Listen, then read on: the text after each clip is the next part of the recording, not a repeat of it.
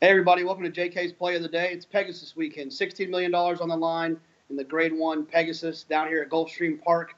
We're going to do a pick 4 starting in race 9, the Hurricane Birdie. I'm going to single one horse here, and that's Curlin's Approval. Curlin's Approval obviously likes Gulfstream Park.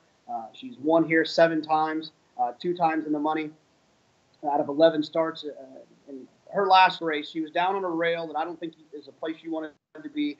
She ran well that day, and it was her first start since the Breeders' Cup. I think she'll improve off of that effort. If you take a look at the highlight here, she finds herself inside of Lewis Bay, down on the inside, and I think she's going to improve drastically off of that performance. You take her speed figure she earned there, give her a couple bonus points for that performance down on the inside, and she should be pretty tough in here. It's one of those races where there's a lot in here.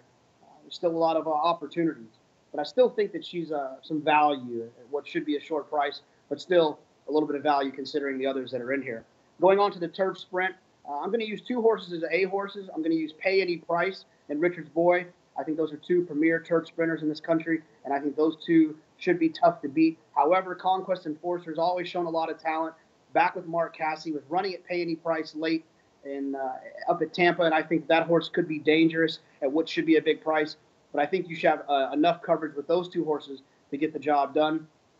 In the South Beach, I don't really have a strong opinion here. I'm going to use quite a bit of horses. I'm going to use the 1, 8, 9, 10, 11, and 12. I'm going to spread here, hope to be alive. I have some pretty skinny opinions elsewhere.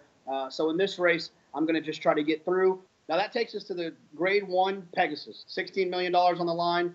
I think 3 horses can win this race. My A horses are going to be Gunrunner and Sharp Azteca. If you take a look at Sharp Azteca's last race in the Cigar Mile, he proved that he can go a mile. He proved that he can get that extra distance.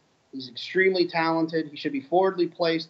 Hopefully they don't try to rate him here. Use his speed to get all the other horses kind of off the bridle. And if you take a look here, he was actually opening up late. It wasn't like he blasted out to the lead and we're asking the other horses to come and catch him. He was extending on these horses, and that's why I think a mile and an eighth is well within his reach, especially down at Gulfstream Park on a track that favors forwardly placed horses.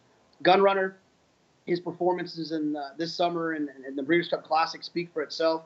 He is drawn outside, but if you take a look at his last race, extremely fast fractions going a mile and a quarter, pulled away from those other horses, and I think he should be extremely tough in here just on a class and speed figure standpoint.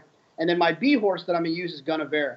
If you take a look at the stretch run in the Breeders' Cup Classic, you got Gunrunner here on the front end, Gunnavera's down on the inside. The inside is not where you want it to be Breeders' Cup weekend. We've talked about that before. We've seen a lot of horses that were down on the inside come back and run well since then.